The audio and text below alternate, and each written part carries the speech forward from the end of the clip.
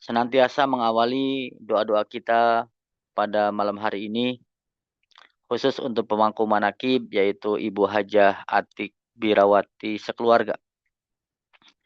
Kita doakan beliau senantiasa diberikan kesehatan yang sempurna, lahir dan batin. Amin. Amin. Dimudahkan segala urusannya, dijauhkan dari malapetaka mara bahaya, hajat-hajat yang baik dikabul oleh Allah Subhanahu wa taala, dan Amin. juga disoleh-solehkan keluarganya, dan juga beliau terus ditambah-tambah keberlimpahannya, kebahagiaannya, ketenangannya, kedamaiannya dalam istiqomah iman Islam ihsan bersama pengersa Abah, dan untuk kita semua Al-Fatihah. A'udzubillahi minasyaitonir rajim. Bismillahirrahmanirrahim. Alhamdulillahirabbil alamin. Arrahmanirrahim. Maliki yaumiddin. Iyyaka na'budu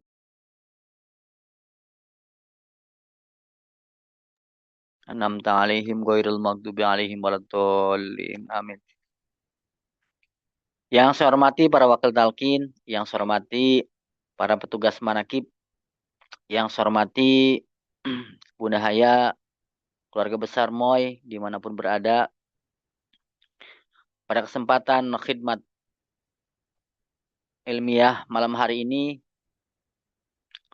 saya menyoroti satu hadis dari Kanjeng Nabi Muhammad SAW yang ditulis pengarsa Abad dalam kitab Fadlus Syuhur, yaitu untuk mendapatkan kemudahan dari Allah Subhanahu wa taala.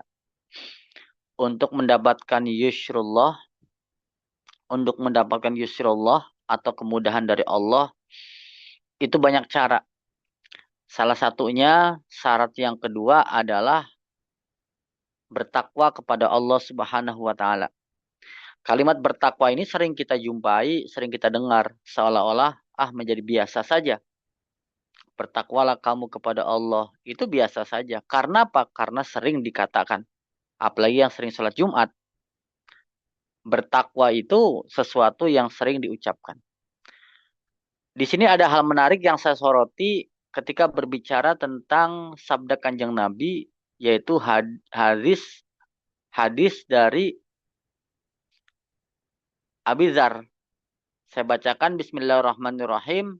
Qala Rasulullah SAW, ittaqillaha haitsuma kunta wa atbi sayyatal hasanata tamhuha wa khaliqin nasa bi khuluqin hasanin.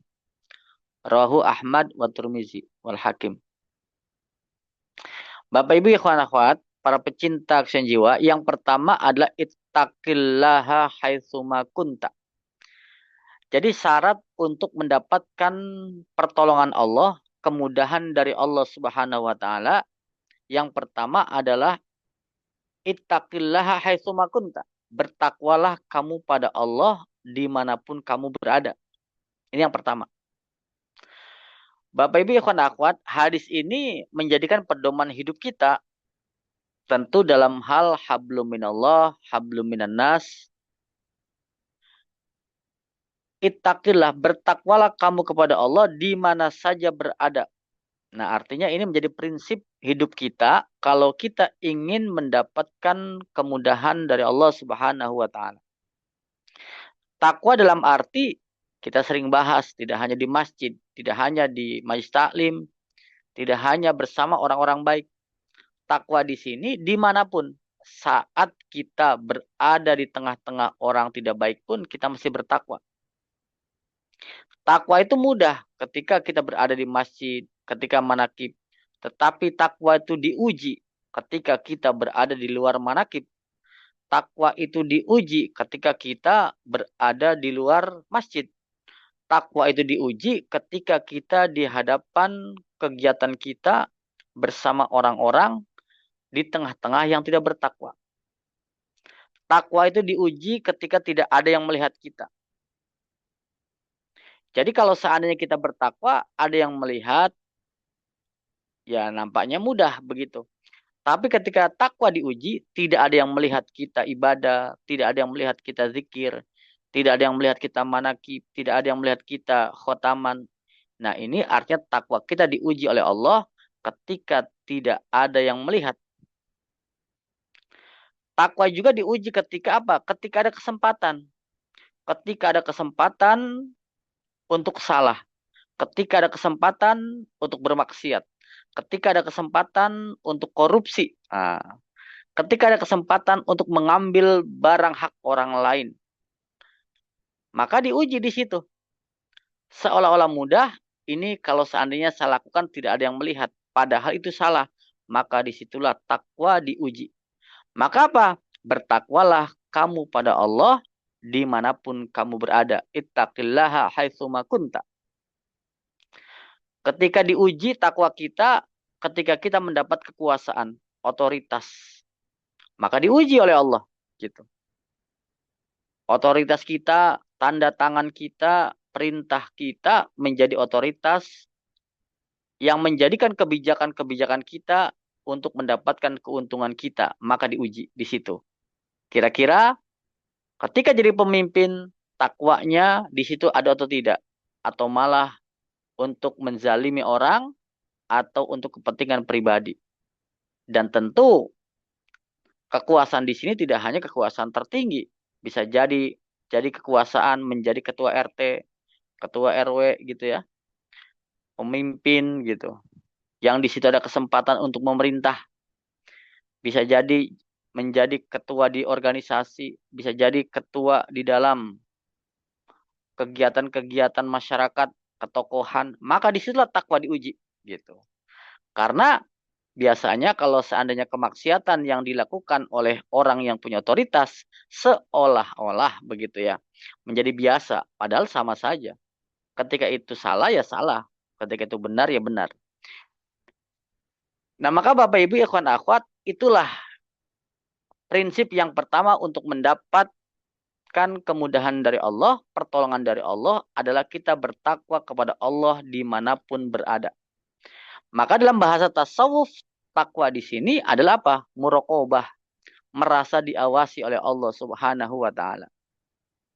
Takwa itu tidak hanya takut kepada Allah ketika dilihat manusia, tetapi takwa itu malu kepada Allah ketika tidak ada seorang pun yang melihat. Nah, maka ini merasa diawasi, muraqabah, merasa diawasi. Sudah contohnya banyak ketika diberikan merasa diawasi oleh Allah gitu ya. Dan sangat terkenal cerita-cerita ketika seorang murid 3 orang yang dibekali pisau dan ayam, kemudian untuk memotongnya tidak ada tahu siapa-siapa. Akhirnya mereka pergi, kemudian kembali, 1 orang murid memotongnya, 2 orang, yang kedua memotongnya, yang ketiga tidak. Ditanya, kenapa kamu tidak memotongnya? Saya pergi kemana-mana merasa diawasi. Ada yang melihat saya di gunung, di hutan, di goa. Ini artinya apa? Merasa diawasi. Nah, andai kan kita punya kekuatan merasa diawasi, muraqabah, yang bagian dari takwa itu, maka kita menjadi selamat.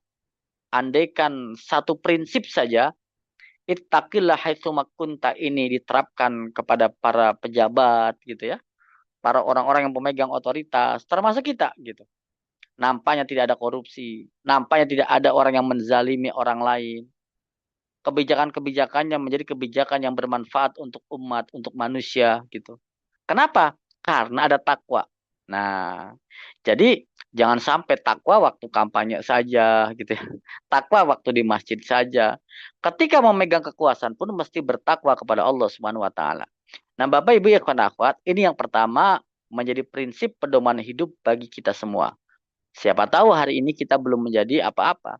Besok lusa, besok minggu, besok tahun kita mempunyai otoritas menjadi pemimpin, maka itulah diuji kita, yaitu kita mesti bertakwa kepada Allah dimanapun kita berada, bersama siapapun, dalam keadaan apapun. Dalam keadaan kaya kita bertakwa, dalam keadaan kekurangan kita bertakwa, dalam keadaan kita mendapatkan kenikmatan kita bertakwa, ketika diuji oleh Allah, kita pun bertakwa kepada Allah.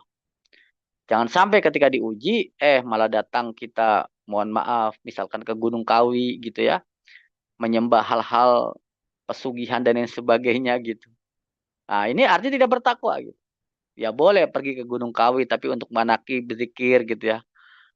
Jadi dengan cara grounding ke alam, dengan cara manaki boleh gitu. Itu namanya bertakwa kepada Allah SWT.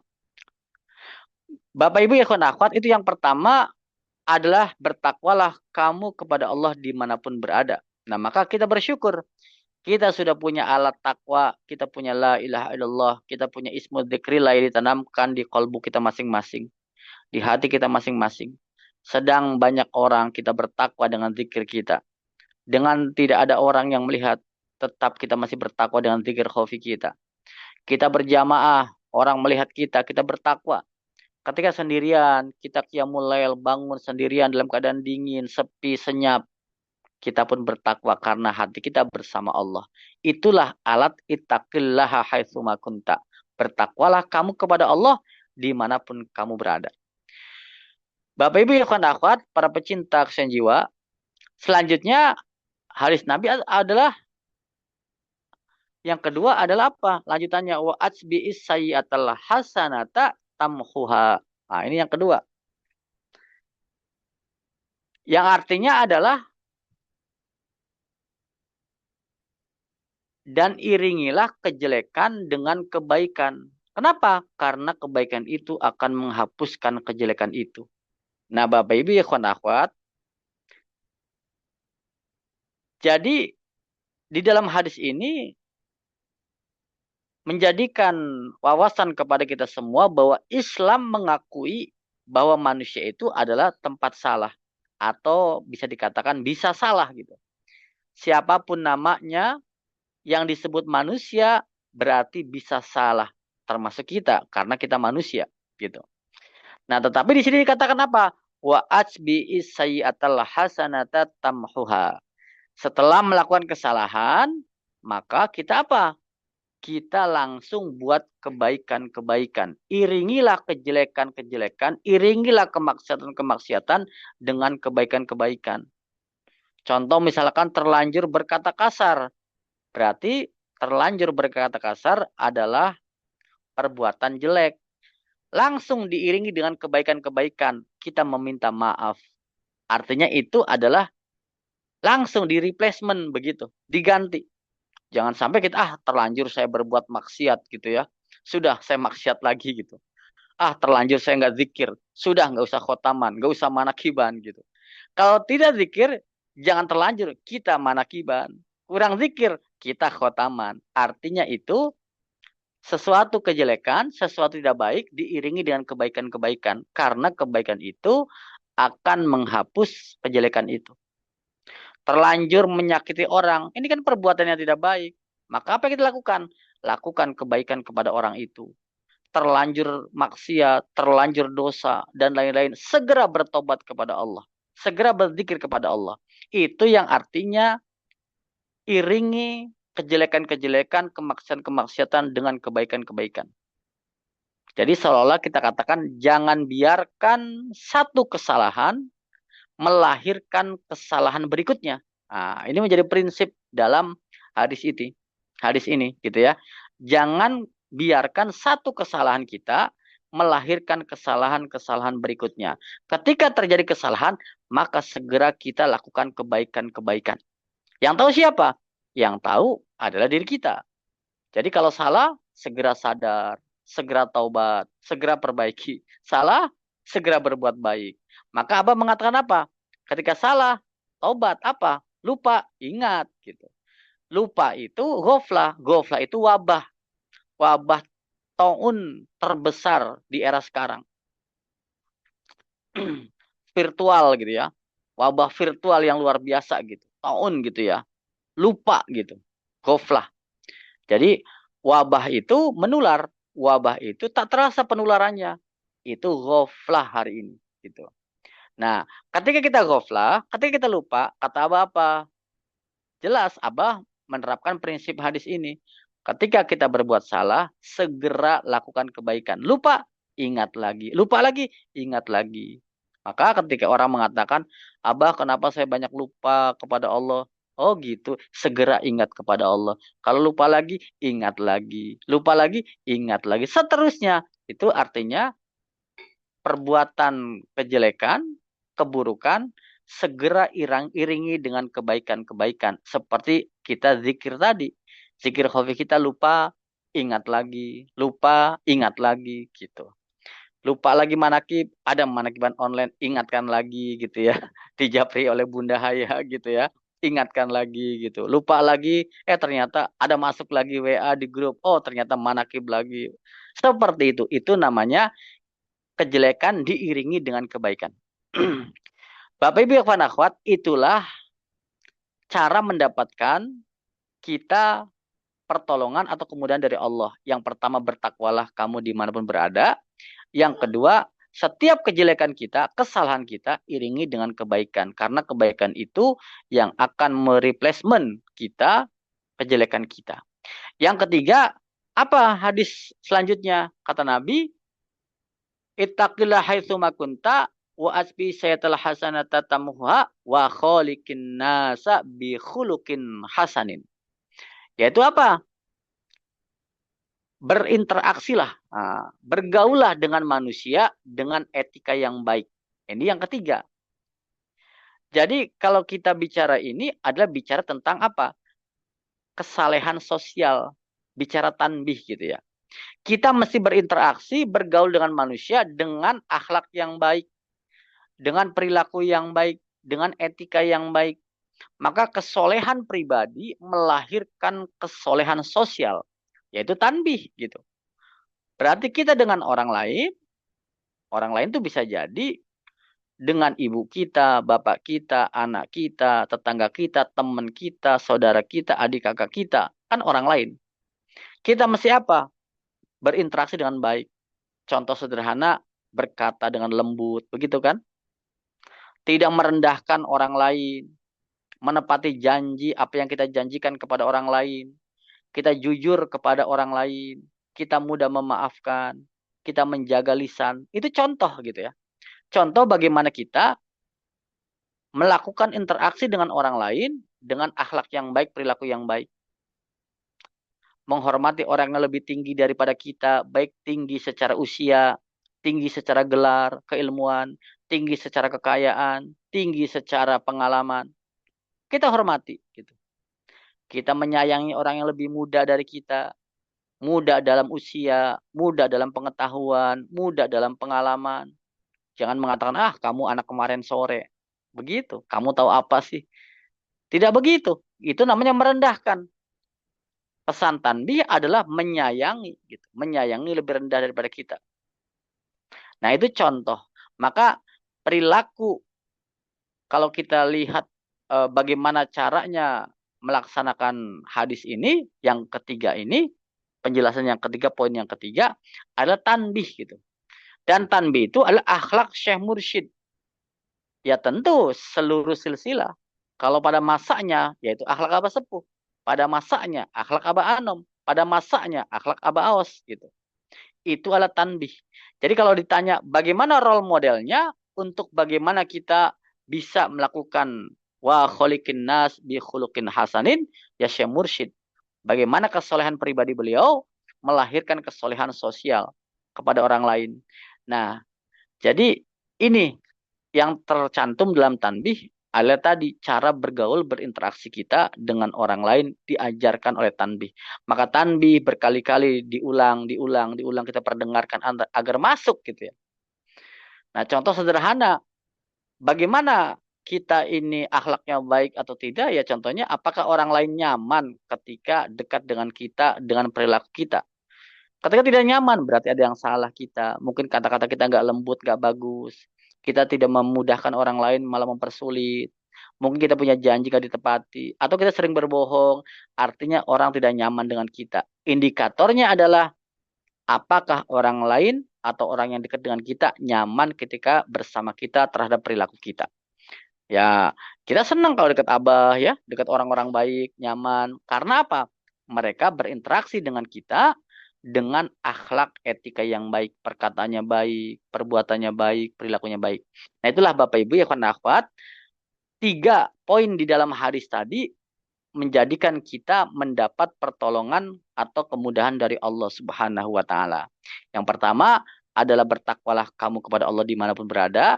Yang kedua, iringi kejelekan kita dengan kebaikan-kebaikan. Jadi jangan mengatakan terlanjur gitu ya. Tapi iringi gitu ya. Kurang zikir, saya mau ke Abah. Saya mah lagi kurang zikir.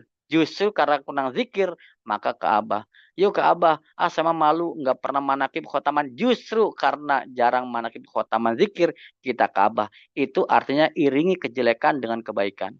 Dan poin yang ketiga adalah tadi, kita berinteraksi dengan manusia dengan etika yang baik.